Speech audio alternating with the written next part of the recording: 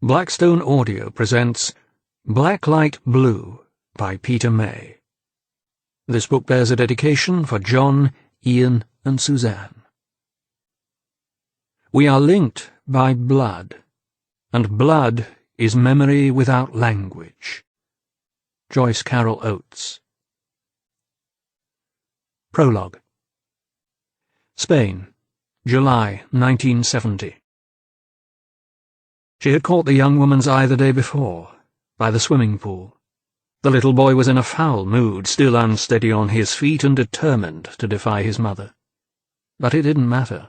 She had already decided. He was the one. His mother's smile was strained. "He's hungry. He's always bad-tempered when he's hungry. His brother's just the same. We can all be a bit grumpy when we need to eat." It was almost a defence, as if she was empathizing with him already. His mother would remember the conversation for the rest of her life, and always wonder. It was midday then, and across a sun-burnished bay the jumble of white, red-roofed buildings that clustered around the church was reflected in deepest turquoise. Now, just 2 hours after sunset, it was moonlight that spilled across its mirrored surface, seen in a backward glance from where the dark hills folded one upon the other before the Mediterranean disappeared from view. Yesterday's calm anticipation had been replaced by fear verging on panic. The blood, sticky and dark, was everywhere, on her hands, on the steering wheel, a careless moment, the razor-sharp edge of a freshly cut fingernail, a sleepy hand that grazed her cheek as it reached out to grasp her neck. From the darkened terrace she had seen his parents in the light of the restaurant on the far side of the pool, wine and laughter. Her whispered words of reassurance to the boy were superfluous. He was asleep already, his bloody panda left lying on the bedroom floor where it had fallen. The road wound down in hairpin turns into the dark of the pine forest, gnarled roots searching among the stones of ancient terraces for a hold on the world, their parasol canopies like clouds shading them from a startling moon. With the lights of Jansa receding in her rear-view mirror, the route north made its tortuous way around successive headlands, affording only occasional glimpses of the sea. Then, below, the floodlit railway junction at Portbou, massive lifting gear straddling a confluence of tracks. A change of gauge before crossing an invisible line beyond which everything would change. Language, culture, the future, the past. The French frontier stood at the end of a long climb out of the town. It was the moment she had feared most. There was no one on the Spanish side. A light burned in the customs post, but there was no sign of life. The barrier was down at the French douane. A sleepy immigration officer looked up from his desk behind sliding glass as she drew to a halt. She fumbled for her passport with bloody fingers. What would she tell him? If she showed him her card, then he would remember her for sure when the alarm was raised, but he didn't even look. He lifted the barrier and waved her through. He would never see the blood, or her card, or register her face, or see the baby boy asleep in a cot on the back seat. She was through. It was done. Only the future lay ahead. 90 minutes later she drove past the entrance to the commando training fort on the hill, a narrow road beneath twisting vines in brilliant flower, mired still in the shadow of night, and parked her car next to the little stone cottage that sat on the edge of the cliffs. She was home, and with child, and would spend the next 16 years raising a killer. Part 1. Chapter 1. Paris, February 1992. Eve watched the traffic in the boulevard below come to a standstill in the frigid Paris morning. The bouchon stretched as far as he could see to the next traffic lights and beyond.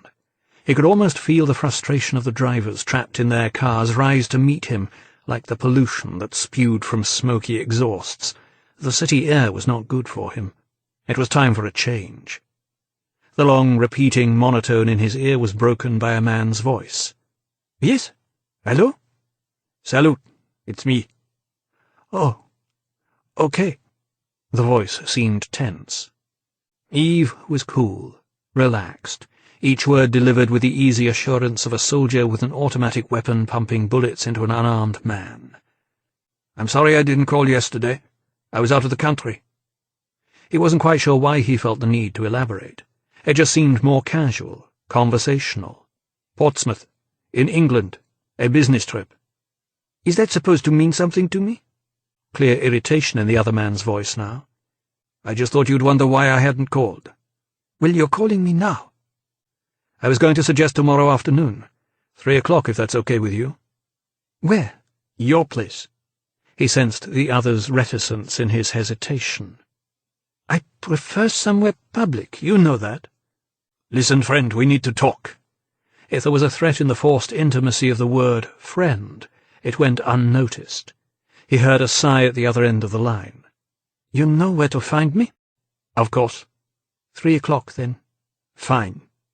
He retracted his cell phone aerial and saw that the traffic had not moved. Lambert's apartment was on the second floor of a recently renovated building in the 13th arrondissement. A newly installed electronic entry system was designed to cut costs by doing away with the need for a concierge, which meant that no one but Lambert would witness his arrival, and no one, not even Lambert, would know when he left. "Yeah?" The speaker in the wall issued a scratched rendition of Lambert's voice. "It's me." Yves never used his name if he didn't have to. The buzzer sounded and he pushed the door open. Lambert was waiting on the landing. A gaping door opened into the apartment behind him. He was a strange young man, abnormally pale, sparse blonde hair shaved to a cropped furs. Penumbrous shadows beneath darker eyes punctuated a skeletal face, and bony fingers clasped Yves's gloved hand in a perfunctory greeting. "Come in." He glanced towards the stairs as if concerned that someone might be watching. The bay windows in the salon looked out towards the park, bearing out Yves's assumption that the room was not overlooked. A well-worn sofa and armchairs had seen better days, hiding their tawdriness beneath colourful fringed throws. Yves smelled old garlic and stewed coffee coming from the open kitchen door, and the whole apartment was suffused with a stink of stale cigarette smoke. Yves felt it catching his throat, and as Lambert took out a fresh cigarette, he said, "Don't do that." Lambert paused, with the cigarette halfway to his mouth, and cast wary eyes towards his visitor. Then, reluctantly, he tapped the cigarette back into its packet. "Coffee?" "Why not?" Lambert disappeared into the kitchen. Yves perched on the edge of the sofa and saw motes of dust hanging still in the slabs of weak winter sunlight that fell at angles through the window. He heard his own breath as he forced it in and out of contracting lungs. His blue eyes felt gritty at first, then watery. His tension was palpable. Lambert reappeared with small cups of black coffee and placed them on the table. Yves leaned forward to drop in a sugar lump and poke it with a coffee spoon until it dissolved. "Aren't you going to take off your coat?"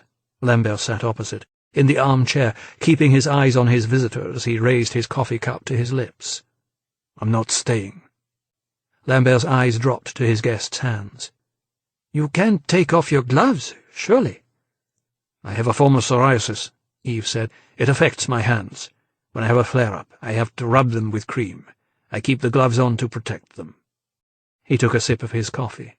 It was bitter and unpleasant, and he wished he had declined the offer. It was only putting off the moment. "So what is it we need to talk about?" Lambert seemed anxious to get this over with. But Yves wasn't listening. The tightness across his chest had become vice-like, and his lungs were reluctant to give up spent air. His throat was swelling, and he felt the rapid pulse of blood in his carotid arteries. Tears spilled from reddening eyes, as did his coffee as he tried to replace the cup on the table. The sneezing and coughing began almost simultaneously. His mouth gaped, his eyes stared, and panic gripped him. His hand shot to his face, a politeness dinned into him during childhood years by a smothering mother. "Cover your mouth when you cough. Coughs and sneezes spread diseases." For a moment he thought that Lambert knew why he had come, and that there had been something in the coffee. But the symptoms were only too familiar. It was nearly impossible to breathe now. In a world blurred by tears, he saw Lambert get to his feet and heard the alarm in his voice. "Are you all right? What the hell's wrong with you?" He sucked in a breath and forced it out again. Do you keep pets?" Lambert shook his head in consternation. "Of course not! In God's name, man, what's wrong?" As Yves struggled to his feet, Lambert rounded the table to stop him from falling. It was now or never. Yves clutched the outstretched bony arms and threw his weight forward. He heard Lambert's gasp of surprise and then the air exploding from his lungs as both men toppled over the coffee table and crashed to the floor. Yves was on top of him, but could barely see, mucus and saliva exploding from his mouth and nose as his body fought against the toxins with which his own immune system was attacking his airways. Lambert was screaming and flailing beneath him. Yves' gloved hands found the younger man's face, then his neck, and he squeezed. But his physical powers were failing, and he released his hold on the neck to seek out the head. He felt Lambert's barking breath in his face before his hands found that familiar grip. One hand spread across the face, the other at the back of the head, and then it was easy, in spite of everything. A quick twist. He heard the pop of the disarticulated vertebrae, and almost felt the sharp edge of the bone released from its cartilage slice through the spinal cord. Lambert went limp. Yves rolled off him and lay fighting for breath. If he blacked out now, there was a good chance he would never wake up. This was as bad as he had ever known it. It took a superhuman effort to force himself to his knees. He fumbled in his coat pocket to find the bottle of pills and closed desperate fingers around it. He had no idea how he managed to reach the kitchen, or how it was even possible to force the pills over a throat that was swollen nearly closed. He heard the sound of breaking glass as the tumbler fell into the sink, and the rattle of pills as they spilled across the floor, but none of that mattered. If he didn't get out of here now, he would be as dead as the man he had come to kill. Chapter 2. Strasbourg, November 2008. Sleet gently slapped the window like the soft touch of tapping fingertips, then turned instantly wet to run like tears spilled by the coming winter. Kirsty watched anxiously from the top floor of the old house. She had been there 6 months now, the accumulated possessions of her gypsy existence finding more than enough space in the single room and kitchen. It was one of 12 studio apartments in this early 20th century mansion house, built reputedly by some wealthy German industrialist. Strasbourg was a city unsure of itself. Neither French nor German. Disputed for centuries by old enemies, it had opted finally to be European. A decidedly amorphous notion lacking any sense of common culture or identity. While its citizens spoke French, the German influence was pervasive, and the establishment of the European Parliament on its northern flank had brought a flood of politicians and civil servants speaking everything from Polish to Portuguese, Estonian to Italian. Which, Kirsty reflected, was just as well, since without them she would be without a job. She glanced at her watch and felt a stab of apprehension. If her taxi did not arrive in the next few minutes, she would soon be looking for new employment. She cursed the weather, and she cursed the fact that she had decided not to take her bike. Usually she cycled to the Parliament, a 20-minute daily ride through the Orangerie and the leafy suburban back streets that stretched along the river. But in the translation booths that overlooked the semicircular debating chamber, it didn't matter what she wore. Today it did. Today she would be in the full glare of the press corps with their cameras and microphones and questions. She would be sitting at the right hand of a man whose financial muscle and political pull were almost unsurpassed in the European Union. She would be his ears and his voice, and needed to look her best. A horn sounding from below quickened her pulse. At last! She grabbed her coat and her bag and ran down the stairs. As she opened the door onto the Rue Bernéguer, she paused, raising her umbrella to protect expensively coiffed hair and carefully applied makeup. Then she slid into the rear seat of the taxi and shook the sleet back into the street. "You're late!" She couldn't keep the annoyance out of her voice. The driver shrugged. "Traffic's a bitch. When do you have to be there?" 9. She heard him suck in his breath. "Not much chance of that, mademoiselle. There's nothing moving over either bridge." She began to feel sick. This was turning into a nightmare. "Well, can't you go downtown and back out on the Avenue de la Paix?" "The centre-ville isn't any better. Only things still moving are the trams." She sighed her frustration. "It's really important to get there by 9. If she'd been going to the Parliament, they could simply have driven down the Quai de l'Orangerie, but the press conference was in the Palais de Congrès, the huge convention centre on the north side of the Place de Bordeaux, and to get there they needed to cross 2 of the myriad waterways that divided and subdivided the city. She sat in the back, almost rigid with tension, and watched as the sleet street windows smeared city streets thick with fallen leaves.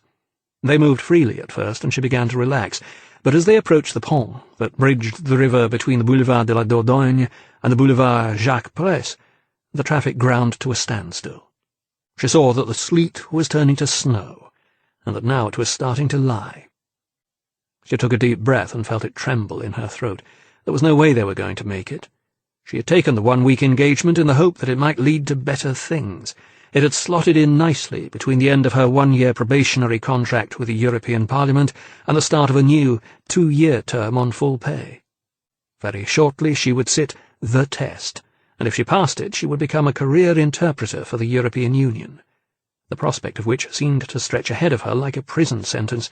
If life was going to offer more, then she wanted to find out now what that might be, which was why she had jumped at the chance to work for the Italian. He was the chief executive officer of a major motorcar manufacturer, but his company made most of its money from guided missile systems and air defence batteries, and the Parliament was threatening to vote down approval given by the Council of Ministers for the production of anti-personnel mines and cluster bombs. However, unlike the Council of Ministers, whose majority vote had carried the approval, the Parliament required a unanimous vote to overturn it. A rare occurrence, but on the vexed and controversial question of landmines and cluster bombs, for once it looked like the MEPs might actually vote with one voice.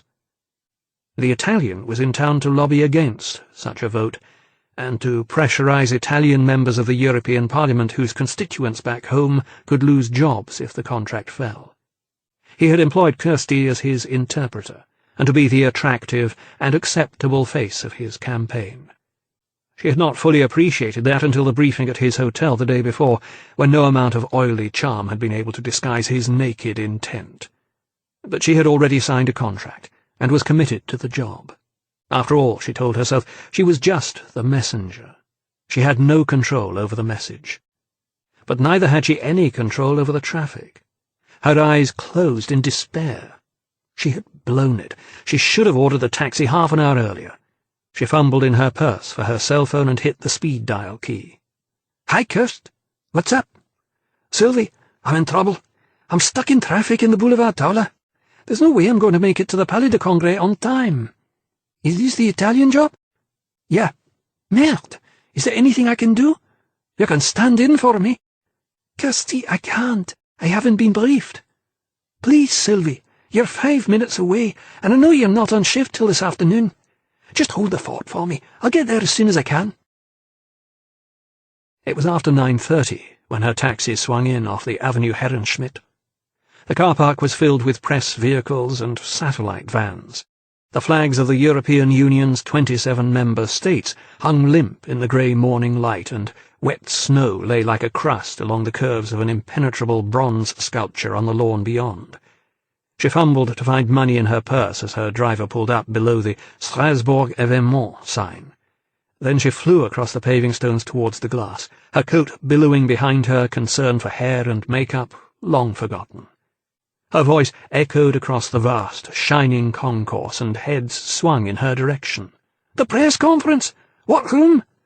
A young woman looked up from behind a long reception counter, her face a mask of indifference. "CD01, first floor." Kirsty ran across pale marble set in dizzying patterns, the click of her heels echoing back from glass and concrete. Occasional standing groups of 2 and 3 broke from idle conversation to cast curious glances in her direction. Through open doors beneath a strange ceiling like rows of silk pillows, she saw caterers laying out food, a young man setting up the bar. If you wanted the press to come, you had to feed and water them. At the foot of a flight of stairs below a sign that read Premier Étage, she quickly scanned the list of names. Salle Oberlin, Salle Schumann, Salle Schweitzer, C.D., then there it was. Salle Tivoli, 1, 2. She took the stairs 2 at a time, emerging onto a wide, carpeted concourse with floor-to-ceiling windows all along one side. The carpet absorbed the sound of her heels, and only her breath filled the huge space overhead, breath that came in short, gasping bursts. Away to her left hung a strange tapestry of warlocks and witches. A sign above a doorway read Salle Oberlin. High above her, more silk cushions. She ran past a glass balustrade, looking down on a sprawling maze of cloakrooms. A triangular overhead sign told her she was still on track for Tivoli 1. Up steps, through open glass doors, and she heard the voice of the Italian coming from the faraway room. Then Sylvie's clear, confident translation into English, then French. The meeting room was full. Cameras ranged along the back wall, TV lights throwing everything into sharp focus. Sylvie sat a little to the Italian's right, behind a desk on the podium, a sales chart projected on the screen behind them. Kirsty pushed past bodies in the doorway, and felt the heat of the explosion almost before the blast knocked her from her feet. Blinded by the flash of it, deafened by its noise, it seemed like an eternity before hearing and sight returned to reveal a smoke-filled world of jumbled confusion. Screaming, shouting, crying. As she struggled to get to her knees, a hand caught her arm, strong and gentle, pulling her back to her feet. She swept long chestnut hair from her face and looked up into the eyes of the man who still held her, blue eyes filled with a strange serenity. He seemed untroubled by the chaos around him. Was he smiling? Someone was shouting from the podium. The man turned his head, and she saw that his right earlobe was missing. "Signor Capaldi! Where's Signor Capaldi?" The voice was hysterical. Another voice. "He's alive! Jesus, he's still alive!" A woman shouting, "The interpreter?" "Man, she's gone! There's hardly anything left of her!" The sound of someone vomiting. Kirsty felt her knees buckling beneath her, and only the grip of the hand on her arm kept her on her feet. The man turned back towards her. "You're a lucky girl." And Kirsty knew that but for the weather and a taxi that was late, it would have been her in pieces up there. Chapter 3. The gardens below Saint-Étienne Cathedral were deserted, behind grey railings in the cold November light. Dead flowers had been removed from their beds, and a layer of frost carpeted the lawns. Beyond the Place Champollion, at the foot of the Rue Maréchal Foch, a chill mist still hung above the river. Enzo had heard it was snowing in the north, but here in southwest France it was just cold, a deep, penetrating cold. Thursday was training day at the hairdresser's. 20% off sur la technique, so it was natural that a Scot of parsimonious persuasion would choose a Thursday for his monthly trim. Xavier, his hairdresser, only ever took half an inch off the end of his long, dark locks, just enough to stop them from tangling when Enzo tied back his hair in his habitual ponytail. The trainee had shampooed and conditioned his hair when he first arrived, and now, under Xavier's supervision, was dragging a comb back through it before trapping it along the length of her index and middle fingers to snip off the ends. Enzo looked with mild concern at the hair that came away in the comb. Once black hair, now rapidly greying. "Am I losing it?" he asked Xavier. Xavier shrugged theatrically. He was exaggeratedly gay, somewhere in his middle 40s, perhaps 5 or 6 years younger than Enzo. "We're always shedding hair. It's natural. You still got a good thick head on you." He paused. "I could give you a rinse, though. Something to take away the grey. Good practice for the trainee." But Enzo just shook his head. "We are what we are." He turned to gaze out towards the cathedral gardens across the street, a little knot of fear tightening in his gut. Xavier cocked his head. "You don't seem quite your usual self today, monsieur." "Then maybe I'm somebody else." The hairdresser chuckled. "Oh, you are a comic, Monsieur MacLeod." But Enzo wasn't smiling. Neither was he smiling when he emerged 10 minutes later, his hair full and sleek after its blow-dry, and held at the nape of his neck by a ruffled grey band. His farewell was a distracted one as he turned away from the river towards the Place Clément-Marot, past the Internet Café on the corner. Waiters in the crêperie, Le Baladin, and Le Rendezvous next door were already setting tables for lunch. In the Place de la Libération there was the oddest sense of life as usual. folk queuing at the boulangerie for bread, an old man outside the Maison de la Presse, standing with a nicotine-stained cigarette in the corner of his mouth, reading La Dépêche. But for Enzo, none of it seemed quite real. He took the letter from his inside jacket pocket to check the address again. He had been trying not to think about it for days, but there was no longer any avoiding it. He had searched the map in the Annuaire to find the Rue des Trois Baudus, and been surprised to discover that it was almost opposite the music shop in the Rue du Château du Roi. It was the shop where he habitually bought his guitar strings. The Rue was little more than an alleyway, and he had never given it a second glance. A little further up the street was the old prison in the Château du Roi itself. The Tour des Pendus at the top of the hill was where they had once hanged prisoners in full public view, but the Rue des Trois Baudus had always escaped him. His visit to the doctor had been routine, an annual check-up which had never given him cause for concern. In fact, his doctor only ever got in touch to fix a date for the following year's rendezvous, so the letter had come like an arrow from the dark, a harbinger of what could only be bad news, an appointment made with a specialist to discuss his results. Enzo breathed deeply as he walked up the hill past the pharmacy on the corner, past the comforting familiarity of Alain Pounier's music shop, and turned into the Rue des Trois Baudus. He had searched his dictionary to find out what a Baudou might be, but disconcertingly it was not to be found. Perhaps it was a name. Graffiti scarred the wall, and the Toutonnet dispenser, which issued plastic bags for the disposal of dog shit. Not that anyone in the town of Cahors seemed to use them. The alleyway was narrow and deserted. Windows were shuttered, and only a narrow slice of cold winter light from above pierced the damp and the dark below. Number 24B was on the right, beyond a brick-arched doorway. The door was pale, studded oak, and the window to its right was barred. A shiny plaque fixed to the wall made Enzo's stomach flip over. Dr. Gilbert Doucier, oncologue. Below the bell-push was a small sign. Ring and enter. Enzo did as requested and opened the door into a narrow waiting room with 4 plastic chairs and a tiny table littered with old magazines. It smelled of damp cellars in here, and there was no natural light, just a single naked light bulb hanging from the ceiling. He sat down on the chair nearest the door as if it might offer some hope of escape, and waited. By the time the door to the doctor's surgery opened, Enzo knew every stain and scuff on the faded linoleum, had read and reread every poster on the wall, exhortations to regularly self-test for testicular cancer and cancer of the breast, dire warnings about the melanomic consequences for the skin of failing to apply protection against the sun.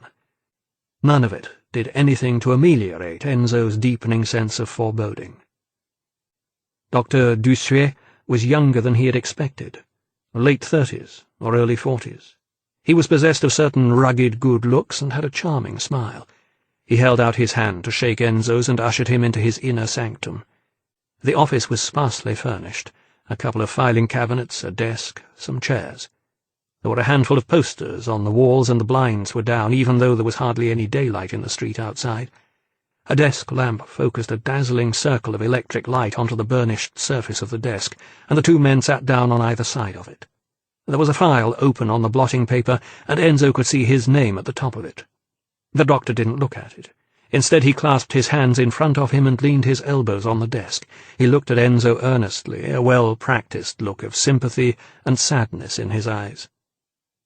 "Do you know why you're here?" Enzo shook his head. "For bad news, I guess?" The doctor allowed himself a moment of reflection, then refocused on his patient. "You have a very rare form of leukemia, Monsieur MacLeod." He paused. "You know what leukemia is?" "Cancer of the blood." Enzo heard his own voice, but it didn't seem to belong to him. "Cancer of the blood, or bone marrow, characterized by an abnormal proliferation of white blood cells. These cells are involved in fighting pathogens and are usually suppressed or dysfunctional, leading to the patient's immune system attacking other body cells." Enzo stared at him. His face, in the intensity of the desk lamp, seemed to burn out before his eyes. "Is it treatable?" The doctor sat back suddenly and pressed his lips together. "I'm afraid your disease is terminal, Monsieur MacLeod. Of course, we'll put you on an immediate course of chemotherapy." But Enzo didn't want to hear any more. "How long have I got?" "With treatment, perhaps 6 months." "Without?" Dr. Duchier tipped his head apologetically. 3, at the most. Chapter 4. She was perhaps 45 years old. Her hair was cut short into the back of her head and was curled on top. She had it streaked blonde, and she looked younger than her years. She had borne 2 children in her 20s, but still kept her figure.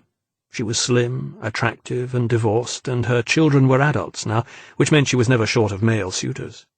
She worked afternoons at La Poste in the Rue de Président Wilson, so was at home when her doorbell rang. Her apartment was one of 2 in a converted suburban villa near the hospital in the southwest corner of Cahors. Her neighbour worked at an agence immobilière in the Boulevard Léon Gambetta, so she knew it wasn't her. It was gloomy on the landing when she opened her door, but she saw immediately that her caller wore a strange white mask over his nose and mouth. She barely had time to register surprise before he struck her with an iron fist. Light and pain exploded in her head, and she fell backwards, unconscious even before she hit the floor. The man with the mask stepped over her, moving her with his foot so that he could close the door. He knelt over her prone form, pausing for a moment to consider that really she was quite a handsome woman, which was a waste. He cupped one hand behind her head, placed the other across her face, and felt an instant gratification with the pop that came as he pulled them in opposite directions. The hardest part of life was living.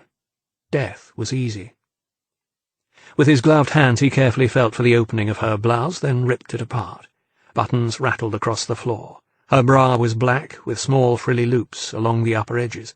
He slipped 2 fingers between the flimsy half-cups and tore it off. She had soft, round breasts with dark pink areolae. But that was not what he had come for. He stood up and strode down the hall into the séjour. This was a woman who had enjoyed order in her life. Everything had a place and, apparently, was in it. His mother had been like that, anally tidy, so it gave him some pleasure to introduce some chaos. Drawers emptied onto the floor, vases smashed, a display cabinet full of crockery and wine glasses overturned. In her bedroom he yanked clothes from the wardrobe and threw them across the bed. There was a drawer full of black lingerie, suspenders, a red garter. Either she enjoyed her sex, or was just an allumeuse. Whatever, she had no further use for these. He chucked them in handfuls out into the hall. In the kitchen he swept everything from the worktops, opened the fridge, and pulled meat and cheese and half-empty jars onto the floor. Then he spotted the clock on the face of the oven. A clock with revolving counters. He smashed the glass with the side of his hand, then stooped to put his ear next to it. He could hear the electronic mechanism behind it, trying to turn, but the counters were broken and locked in place. 11:29. He went back into the séjour where he had left her laptop computer untouched on the table. Now he opened the lid and booted it up, waiting patiently until its desktop filled the screen. He selected and opened its iCal software and watched as her agenda for the month displayed itself. As quickly as his gloved fingers would allow, he tapped in a new entry and saved it. Job done. Almost. In the hall he bent over his victim and looked again at her pretty face. He removed a glove and felt her skin with the back of his hand. She was going cold already. He searched for and found a small, clear Ziploc bag in one of his inside pockets, and took it out. Chapter 5. Kirsty sat motionless, hunched forward, her hands clasped between her thighs. Her eyes were burning, but incapable of spilling more tears. Her head was pounding, her throat swollen. They had questioned her for most of the night, until she had almost no voice left. What was her relationship with Sylvie? How long had she known her? Why had she failed to turn up at the Palais de Congrès? How long had she been working for the Italian? They seemed not to believe her when she said she had only met him for the first time the day before the press conference. The young detective had asked all the questions. The woman who was older sat in silence, just watching, never taking her eyes off her. She had made Kirsty feel like a criminal. They had made her go over her daily schedule at the Parliament. She had no idea why. She explained that they worked in teams of 2 during morning and afternoon, or morning and evening sessions. A typical session would be 3 hours, but each interpreter worked only 1/2 hour at a time, then the other would take over. It was draining work that demanded extraordinary concentration. Between sessions you would eat, recharge your batteries, then take 5 or 10 minutes to refocus and get the adrenaline going again, just like an athlete. When you finished for the day, you were done, spent, and it could take several hours to decompress. Generally, you only socialized with other interpreters, people who understood the process and the toll it took. When you struck up a friendship with a fellow interpreter, it was a bond for life. Kirsty had only known Sylvie for a year, but in the hothouse that was the interpreter's booth, they had become the closest of friends. They did everything together, told each other their darkest secrets. They had been going to share an apartment when Kirsty began her second-year contract on full pay, which was why, after the initial shock of the explosion receded, Kirsty had found the empty space it left filled by a numbing grief. And then guilt, a dreadful, debilitating, invasive guilt. She had killed her friend, as surely as if she had triggered that explosion herself. If she hadn't been late for the press conference, if she hadn't made that phone call, Sylvie would still be alive. She had been alone in the room since first light had cast the feeble shadow of barred windows on the opposite wall, and she didn't know if she could ever contemplate life outside of it again. She had no idea how long it was before the door opened and her young interrogator returned. The silent, older woman followed him into the room and sat down without a word. Kirsty raised glowering, sleep-starved eyes briefly to meet hers. She couldn't have said why, but every emotion she felt seemed concentrated in a powerful hatred of the woman. The young detective dropped a file on the desk between them and looked at Kirsty with an odd expression of puzzled curiosity. "The police scientifique have made an initial assessment of the scene," he said. "Your employer was extremely fortunate to survive." He looked up and seemed to be gazing at the grey light seeping in around the small windows high up on the wall. "But that's probably because he wasn't the intended target." He fixed Kirsty once more with quizzical eyes. "It was a small explosive device, Mademoiselle MacLeod, limited, targeted. It was placed under the podium, directly beneath the interpreter's seat. And since the seating arrangements had been fixed in advance, that can only mean one thing. The bomb wasn't meant for the Italian. It was meant for you." Chapter 6. Enzo walked through the town in a trance. A dead man walking. The streets and the buildings were painted with a sense of unreality, as if he were already one step removed from them, as if he had already embarked on the journey to that other place. In his mind he had. The streets were populated with ghosts. Some of them seemed familiar. Some even said bonjour, as if they knew him. But no one knew him any more. No one would know him ever again. He passed the cathedral at the top of the square and felt its cold air breathe out through the open door. He was not tempted to enter, to fall on his knees and offer prayers to someone else's God. His mother had been a good Italian Catholic, but had raised him in a Protestant land, in a city where sectarian hatred had found focus in football. He had rejected it all and wondered now if faith might have brought comfort. Somehow he doubted it. As he passed La Halle and the Café Forum on the corner, he heard someone call out his name. A familiar voice, but he kept on walking. He had no idea if Sophie would be at home or working out at the gym, but if she was still at the apartment, he couldn't face her. Not yet. He wasn't sure if he would ever be ready for that. How could he tell her that the life she had spent without a mother was soon to have the father taken too? Her grief would be too painful, greater even than his own self-pity. After all, she would have to live with it. In 3 short months, his life would be over. He retrieved his car from the lock-up, his beloved, restored 2CV, with its rollback roof and soft suspension, and drove south out of town over the Pont Louis-Philippe before turning left after the statue of the Vierge and beginning the long ascent. The Mont Saint-Cyr was ill-named. It wasn't really a mountain, just a very high hill, but it had commanding views over the town below, contained in a long loop of the river Lot, and beyond the Pont Valentré to the viaduct that carried the RN20 over the deep gash of the river valley south towards Toulouse. Tourists were attracted here in the summer to take in the spectacular aerial view, to gaze through the pay binoculars and take photographs. But it was deserted on this misty, cold November day, as it had been when Enzo first came here more than 20 years ago, the night that Pascal died, and left him to bring up their newborn daughter on his own. He climbed the few steps down to the bench where he had sat that night, wondering where he would find the courage to carry on living. Now he wondered how he would find the courage to die. It wasn't the dying itself. We were all going to die, and we knew it. We just didn't know when. And that was the hardest thing. He remembered when he was still a kid in Glasgow, just 4 or 5 years old. Someone had died. It might have been his grandfather. And he had come face to face for the first time with the realization that he, too, would die some day. He had sat on the edge of his bed and thought about it for some time before deciding that it was a long way in the future and that he wouldn't worry about it until the day came. A convenient compartmentalization of death that had served him well for most of his 51 years.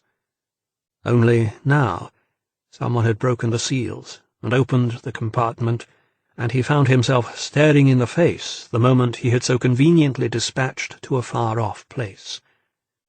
Damn it! His destiny might have been to die in a traffic accident tomorrow, but he wouldn't have known it until the last moment, if at all. To watch the last precious weeks and days slip through his fingers like sand seemed like such cruel torture. And then he thought about Kirsty, the fruit of a relationship back in Scotland that had withered and died when she was still a child. He thought about all the lost moments, the things they might have shared and didn't through all the years of estrangement. He had always thought that somehow there might still be time to catch up, to make up. There had been a rapprochement of sorts, but she was still tender and touchy and kept him at arm's length, and now the time he thought they still had was being taken away, and all the regrets seemed to weigh so much more heavily. He let his eyes wander over the jumble of roofs below until they came to rest on the twin roofs of the cathedral. They were perfectly round, like a woman's breasts, and topped by short, moulded lightning rods like 2 erect nipples. He thought of all the women he had known, those he had loved, those he had failed, those who had frustrated him to distraction. He shook his head and allowed himself a tiny smile of sad regret. It was all behind him now. The game was almost over. All that remained was to wait for the referee's whistle at the end of extra time. He weaved through the empty tables on the terrace outside the Lampra restaurant and pushed open the door to the stairwell beyond. He climbed the steps with heavy legs and hoped that Sophie would not be there. He called her name when he opened the door and was relieved to be answered by silence. In the séjour he threw open the French windows and let in the cold air from the square below. The trees had shed most of their leaves and lay thick and still brittle with frost among the cars in the car park. It wasn't until he turned back into the room that he noticed the red light winking on his decked phone. Someone had called and left a message. He was tempted to ignore it. After all, whatever it was, it would no longer have any importance for him. But even as he shuffled idly through the papers on his desk, it kept on blinking in his peripheral vision until he couldn't stand it any longer. He lifted the phone, pressed the replay button, and put the receiver to his ear. It was with something like shock that he heard Kirsty's voice. "Dad, where are you? You're never there. Please, you've got to come to Strasbourg. I don't know what to do. Someone's trying to kill me." He replayed it twice before hanging up. If ever he needed a reason to live, he had just found one. Chapter 7. Commissaire Hélène Taillard enjoyed the distinction of being only the 6th woman in the history of the République to be appointed Director of Public Security to one of the country's 100 départements. She had been promoted from the rank of inspecteur to the title of commissaire in the Département du Lot 3 years earlier, inheriting a large, comfortable office in the caserne of the Police Nationale in the Place Bessières at the north end of Cahors. Following a call from the crime scene early that afternoon, her driver had taken her downtown to the west end of the long Rue Victor Hugo, which transected the town east to west at the southern end of the loop. Now, as she stepped out of the car, she tugged at her blue uniform jacket where it had ridden up over her ample bosom. She was an attractive woman, still in her 40s, but if her male colleagues had thought that her female touch might be a soft one, they had quickly learned their mistake. Hélène Taillard was a good cop, as tough as any man who had filled her shoes, and maybe tougher. She was fiercely loyal to those who were loyal to her, but God help you if you crossed her. She had separated from her husband when it became clear to them both that her career was more important than her marriage. There were several police vehicles in the street outside the house, lights flashing. 2 white, unmarked vans belonging to the Forensic Police Scientifique were drawn up on the sidewalk opposite. Blue and white striped crime scene tape fluttered in the icy breeze that blew in off the slate-grey waters of the river. The house had been subdivided into 2 apartments, one on the ground floor, one on the upper floor. The victim had been found upstairs. Commissaire Taillard climbed the internal staircase to a poorly lit landing where a number of her officers were gathered outside the apartment. They spoke in hushed voices and watched keenly for the commissaire's reaction. Murder in Cahors was a rare event. Inspecteur David Trouquet shook her hand. "She's just inside, commissaire. The other side of the door." And he handed her a pair of latex gloves and a couple of plastic shoe covers. The police photographer had erected lights in the hall, and the body was thrown into sharp relief. Forensics officers in white Tyvek suits moved aside to let the commissaire through. She looked down at the dead woman. Her skin seemed pale and waxy, all animation long gone from a once pretty face. Her head lay at a peculiar angle, her blouse ripped open and bra torn away to reveal her breasts.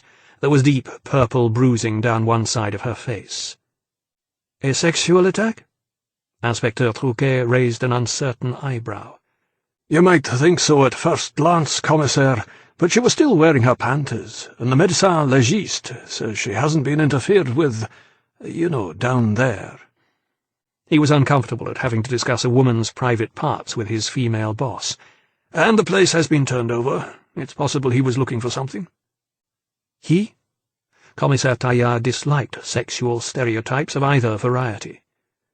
"Whoever hit her took her down with a single blow, then broke her neck. A quick, clean break. A real pro job, the pathologist says. I think it might be fair to assume it was a man." "So why did he rip open her blouse?" Trouquet shrugged and shook his head. The commissaire looked along the hall towards the mess in the séjour. "Did he take anything?" "Impossible to say. She lived alone, so it's going to be difficult trying to establish if there's anything missing. He really trashed the place, though.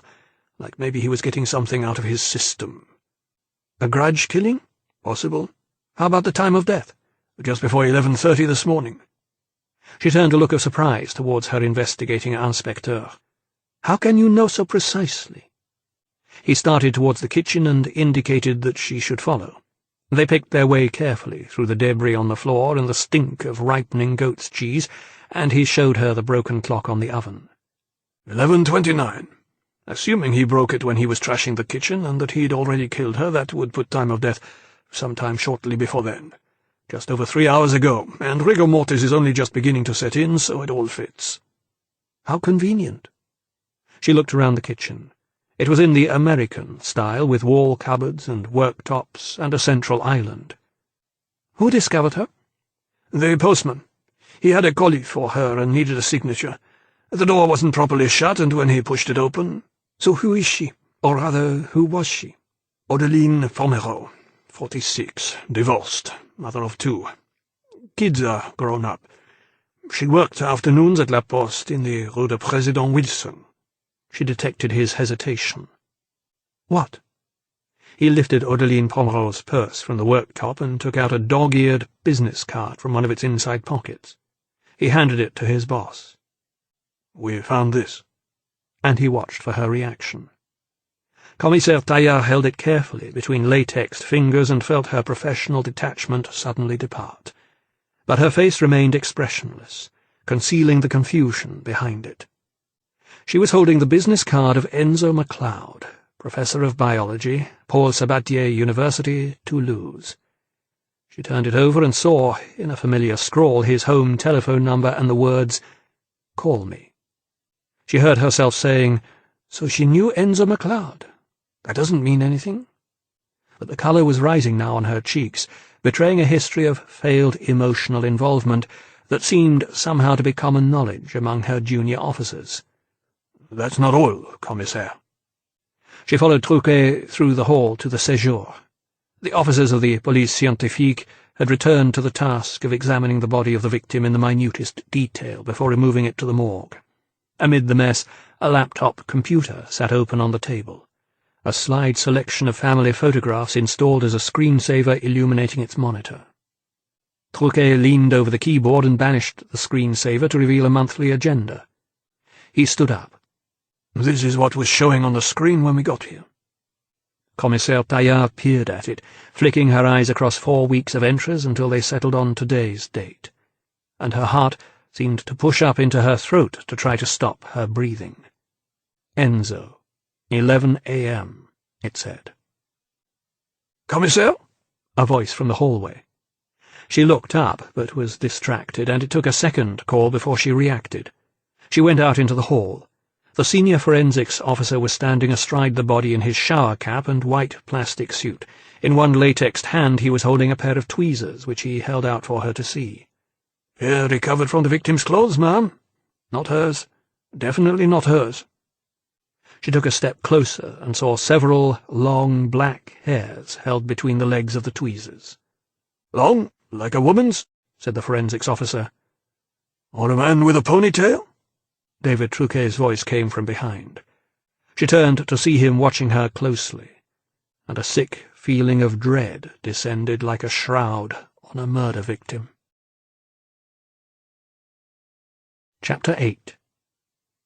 Kirsty pushed through the crowds in the Place de la Gare towards the huge glass bubble they had built unaccountably to mask the station's historical facade, an architectural aberration to be endured by generations of Strasbourgers to come. Work to renovate the station and link it into the city's growing tram network had only recently been completed, along with this glass monstrosity. Earlier sleet had turned to rain, blowing in on an east wind all the way from Siberia, and travellers hurried, heads bowed beneath battered umbrellas, on pathways that converged like the spokes of a wheel on the hub that was the Gare de Strasbourg. The huge clock in the departure hall showed nearly 4:30. Her father's train was due in very shortly. Kirsty glanced nervously at the faces of passengers who seemed to press around her on all sides. If someone was trying to kill her, she thought not unreasonably, it could be any one of them. How could she know? Kirsty had been unable to sleep since Sylvie's death. She had lain tossing and turning in a friend's apartment the previous night, torn between guilt and confusion. She had no idea why someone might want her dead. It was inexplicable to her, and yet there was, it seemed, no doubt that she had been the target. No doubt, too, that since her would-be killer had failed the first time, he might very well try again. She felt vulnerable, exposed, and powerless to do anything about it. The call to her father had been a reflex response, a return to childhood, a little girl reaching out towards safe and comforting arms, someone who would never let her down no matter what. And yet hadn't he done just that for all those years? A Jewish cleric with a long white beard and black hat was staring at her, and she turned away self-consciously, hurrying through a series of stone arches towards the arrivals hall. Which was when she saw him. Just a glimpse. An oddly familiar face beyond the dozens of people queuing at the Alsace grocery store. She stopped, catching her breath. Where was he? And then she saw him again. He was looking at her, a strange serenity in piercing blue eyes. And then he was gone, and no matter how hard she looked, she couldn't recatch sight of him. Who was he? She knew him. Then it came to her, like a moment replayed, a strong hand helping her to her feet. "You're a lucky girl," he'd said. and a shiver of fear shook her rigid. She saw her father almost as soon as he stepped off the TGV. He was nearly a head higher than the other passengers, and although his hair was greying, the trademark white stripe that ran back through it from his left temple still stood out. Her resolve to remain strong immediately dissolved, and she pushed through the oncoming tide to throw herself into his arms. He dropped his overnight bag and held her as if there might be no tomorrow, which, for him, was only too close to being true. He felt her sobs pulsing against his chest, and he held her until they began to subside. When finally she drew away, brushing the tears from her eyes, Platform 4 was almost deserted. She ran a hand back through her long hair, clearing it away from a strong, handsome face. She had dark eyes and full lips like her mother, but she was tall, with square-set shoulders and long legs like her father. When she spoke, her usually strong, confident Scottish voice was hoarse, barely a whisper. "I'm so scared." He held her by the shoulders. "I won't let anything happen to you, Kirsty. Ever." And it was with a jolt that he was reminded that, for him, ever was just a few months. After that she would be on her own. He took her hand and they went down the steps to the long marbled corridor that led to the front of the station. Her grip on his hand tightened every time she saw a man approach, and he glanced at her to see the pale tension etched in her face. He put an arm around her shoulder and guided her through the shopping arcade towards the station buffet. It was packed here, and he thought she might feel safer in a crowd. A girl behind glass in the ticket office glanced at them as they passed, as if their insecurity were visible. They sank into tubular metal chairs at a table in the corner from where they had a view of anyone approaching, and an impossibly thin Oriental girl served them coffee. A huge wall poster of a croque-monsieur reminded him that he was hungry. He'd not eaten since overnighting in Paris and killing time till the first available seat in a TGV. But there were more pressing things to deal with. He had to raise his own voice above the echo of the others that rang among the pillars and vaults, and the constant announcements that blared from the speaker system. "What happened?" And she told him.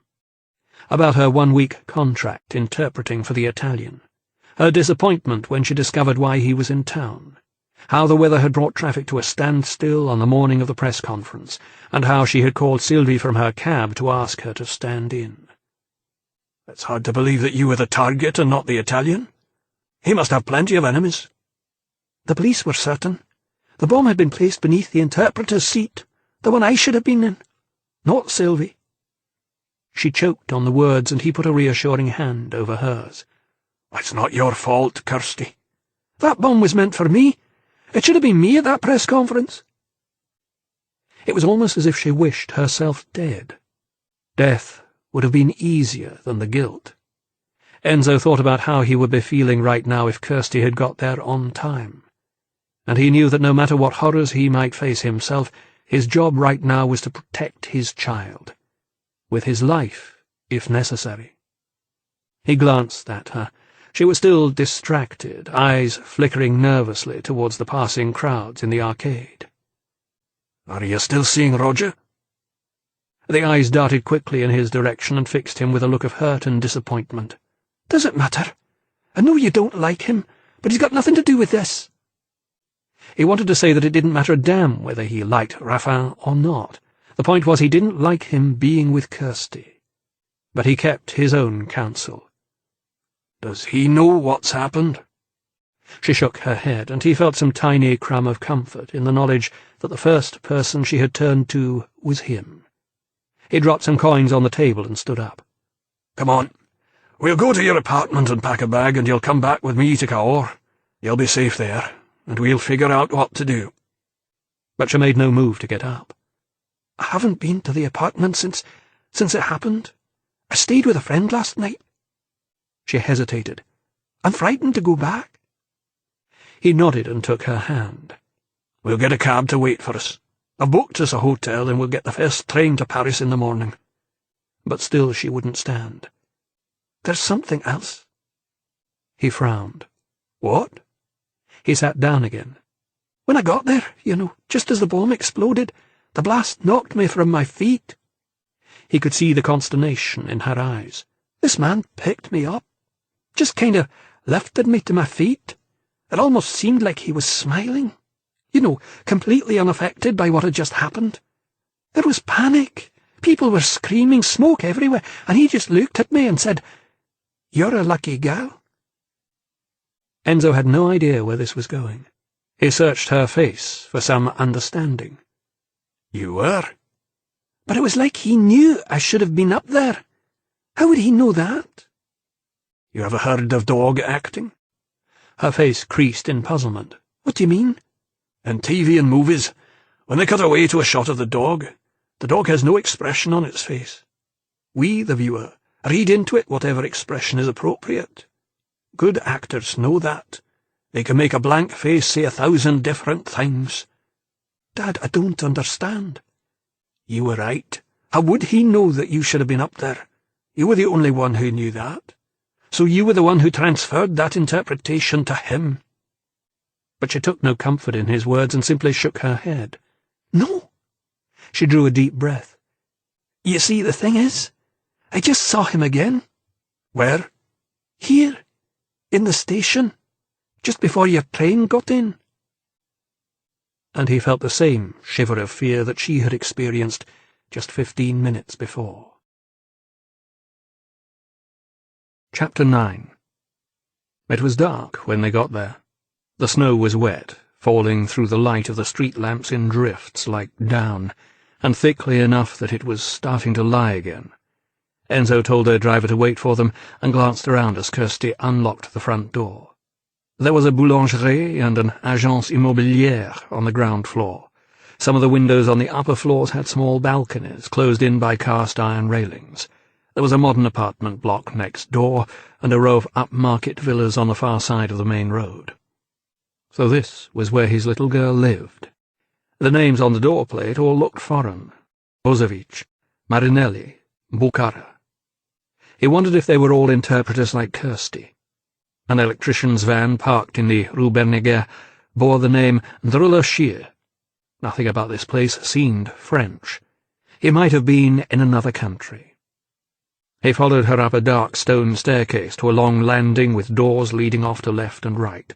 She hit the light switch, and nothing happened. She said, "It's an energy saver. Goes off by itself. Sometimes it just doesn't work." He held her arm to stop her going any further, and took out his keyring. There was a small pencil torch attached to it, about 3 inches long, that he used to find keyholes in the dark. "I'll go first." The thin beam of light pierced the darkness ahead of them. "It's the one at the end, on the left." He stopped outside the door and shone his torch at the lock. He felt himself tense. "Have you had a break-in recently? Forgotten your key? Had to break in yourself?" "No. Why?" "This lock's been tampered with. See the scratches?" She peered into the burned-out circle of light around the lock and saw tiny scratches, shining in dull brass. "Give me your key." She handed him her key and watched as he unlocked the door and pushed it gently inwards.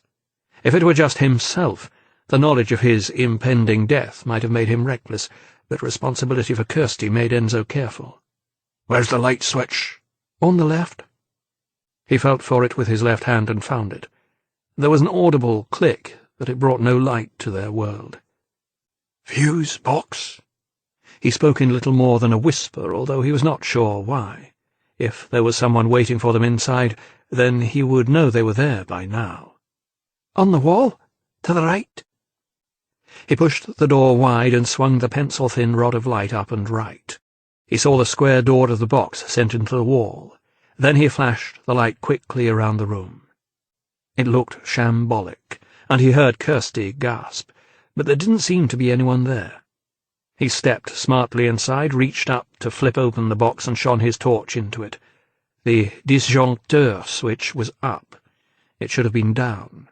He flicked it down, and the tiny studio apartment where his daughter lived was flooded with sudden, harsh light. "Oh, my God!" Kirsty gazed, horrified, around the studio. It was a mess. Furniture overturned, drawers emptied, clothes and papers strewn across the floor. She crossed quickly to her work desk below the window. The drawers had all been pulled open. She checked the top one and saw that her passport and a fold-out wallet of credit and bank cards were still there. He doesn't seem to have taken anything." Enzo swung open the door to the bathroom and turned on the light. There was no one there, but the contents of the wall cabinet had been thrown into the shower, and clean towels lay in untidy piles on the floor. He turned back towards Kirsty and saw that all the blood had drained from an already pale face. She looked shockingly white. He said, "Looks like maybe he was just leaving a calling card. A message to say he'd been here." He saw her bite her lower lip and cross the room in 3 strides to take her in his arms. He rested his face on the top of her head and smelled the distant, familiar smell of her. "Come on, pet. Throw some stuff in a bag and let's get out of here." He stood by the window, waiting, watching the snow outside drift through the headlamps of the taxi. There were circular, dark, wet patches in the shadows cast by the trees across the street, and he saw a man emerge from one of them to leave a trail of black footprints as he crossed the road. He pulled out the collar of his long overcoat as he walked, then stooped at the open window where their driver was smoking a cigarette. They talked for half a minute, before the man reached under his coat to bring out a wallet. Money changed hands, and he opened the taxi's rear passenger door and slipped inside. "Hey!" Enzo shouted and banged on the window, then searched feverishly for the catch. Kirsty hurried through from the bathroom as he slid it up. "What is it?" "Some guy's taking our taxi!" He leaned out into the night and bellowed, "Hey! Stop!" If he heard him, the taxi driver took no notice. He swung the car across the street, then reversed into a 3-point turn. Enzo and Kirsty watched helplessly as their taxi began to accelerate away in the opposite direction. And as it did, they saw the upturned face of the man who had taken it, caught for just a moment in the streetlight. Enzo heard his daughter catch her breath and felt her fingers close around his arm. "That's him!" He turned towards her. "Who?" "The man at the press conference. The one I saw again at the station." Enzo turned to watch the taxi disappearing into the night. He felt himself succumbing to fear and confusion. This man was playing some kind of game. First he had tried to murder his daughter, and now he was toying with them, almost laughing at them. Who in God's name was he? Why was he doing this? And for the first time he had a strange sense of foreboding, of something more than met the eye, of something personal and pervasive. He turned back to Kirsty. "Finish packing. I'll phone for another cab." It was a further 10 minutes, working his way through the Strasbourg Annuaire, before Enzo finally got a taxi firm to answer his call, only to be told that it would be up to an hour before a car would become available. "I'm not waiting here." Kirsty stood by her fold-down bed like a child, clutching a sports bag stuffed with toiletries and underwear and a change of clothes.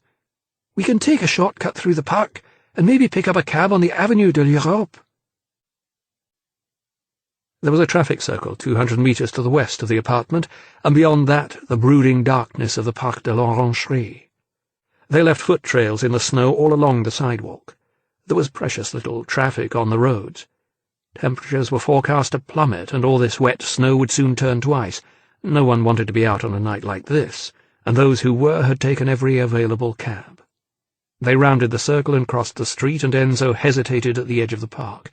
The path leading into it was half obscured by leaves and snow, and vanished very quickly among the trees. "I don't like this. Let's just walk around it." "It's okay, Dad. I've cycled and jogged through here 100 of times." "In the dark?" She made a face. "No one's going to be out in weather like this. And anyway, it opens up once you get through the trees. Honestly, it'll take us twice as long to go around it." She took his arm with her free hand as they plunged off into the dark, making virgin tracks in the snow.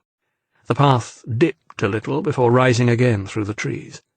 Across a stretch of open parkland to their right, Enzo could see the street lights along the Quai de l'Orangerie and the headlamps of the occasional passing car. They had covered perhaps half a kilometre before he heard what sounded like footsteps following in their wake. He stopped and put a finger to his lips and listened. Nothing. Only the dead sound of the night, muffled by the snow. "What?" Kirsty whispered, but he just shook his head and hurried them on. The park seemed to close in around them, suffocating and claustrophobic in the falling snow. He increased his pace, and Kirsty struggled to keep up. And then there it was again. Only this time he didn't stop. He took his daughter's hand and started to run. At first she pulled back, but then she heard it too and glanced behind them to see shadows emerging from the dark. Now she needed no encouragement, and they ran as hard as they could towards the distant lights. But suddenly the lights were not so distant. They were straight ahead of them, shining in their faces, blinding in their intensity, and they pulled up sharply, breathless and afraid. A flashlight came on behind them, and by its light they could see 4 youths up ahead in hooded jackets. 2 of them had flashlights, and Enzo saw a baseball bat hanging ominously from the hand of another. 2 other youths approached from behind, their flashlight trained on Enzo, and he saw more bats. He put a protective arm across the front of his daughter and steered her backwards to the side of the path. "What do you want?" He let his bag drop to the ground. "A bit of fun? What do you say?" The face of the youth who spoke was hidden by the shadow of his hood. The young men had formed a half-circle and were slowly closing in. Enzo said, "I've got a 6-inch blade on my hip and I know how to use it." "I'm so scared." "You should be. There are 5 of you, and you'll take me down, I know that, but 1 of you, maybe 2, are going with me. Count on it." He paused to let the thought sink in. "Who's going to be fast?" There was an almost imperceptible hesitation in their forward movement. "Putain!" It was one of the others. "Just give us your wallet." "Why should I?" The first one spoke up again. "Just think what's going to happen to your daughter after we take you down." Enzo flinched. He reached beneath his coat and drew out his wallet, throwing it towards them so that it landed in the snow. "You too." A flashlight swung into Kirsty's face, and she threw her bag at their feet. One of them stooped to open it up. He riffled quickly through the contents until he found her billfold with credit cards and notes. He removed the notes and stuffed them in his pocket and let the billfold drop back into the snow. He tossed her bag away and went through Enzo's wallet, removing the notes but leaving the plastic. He stood up, and flashlights that had been trained on the ground at his feet swung up again into the faces of their victims. There was an odd hiatus, a momentary standoff when it seemed that no one knew what would happen next. The one who had spoken first broke the silence. "You really got a blade?" Enzo stared boldly back at him. "You want to find out?" But the boy didn't take long to think about it. He turned to the others. "Let's get out of here." Flashlights were extinguished, plunging them into sudden blindness, and the 5 hooded youths melted away into the falling snow. Enzo and Kirsty stood for nearly a full minute before Enzo stooped to recover his wallet and Kirsty's billfold. She looked at him curiously when he went to retrieve her bag. "Do ye?" she said. "Do I what?" "Have a blade?" He almost laughed. "Of course not, but they didn't know that." Then he shook his head, and she saw the confusion in his eyes. "What?" He met her gaze. "This wasn't just some chance mugging, Kirsty. They knew who we were." She frowned. "How can you know that?" "How else would they know you were my daughter?"